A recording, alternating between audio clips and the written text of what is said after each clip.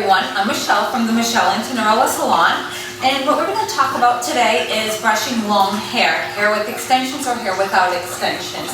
I love to use my Great Lengths brush because it has nylon and boar bristles and it's just easily to glide through the hair. So the proper way to brush your hair is to take all of your hair to one side, hold it, and brush the top and then work your way around and brush the bottom. Make sure you get all the tangles out on the bottom part first.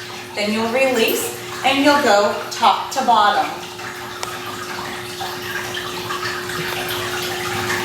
It's very easy to do this, but you have to take it in different steps. And that will secure your extensions. There won't be too much tension on your bonds or on your own hair. I have wavy hair, so what I like to do is I like to put either my frangipani oil or souffle after, just to give the wave a little boost back. So what I like to do, I prefer today to take the cream, take the top off, emulsify in my hands, I run through, and it takes the extra frizziness away. This is just another way to use your hair souffle.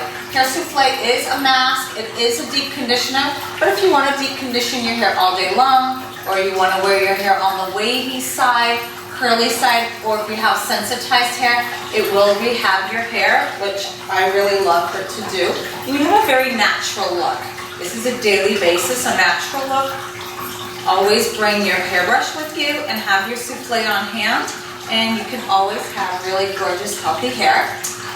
Thank you so much for visiting us today on hairextensionsinmiami.com. Always take great care of your extensions and watch our other video blogs so you can know all about how extensions are good for your hair. Have a great day, and visit us also on Amazon.com if you'd like to get your hair souffles. You can totally do that. We're on Prime 2 days, so see you soon.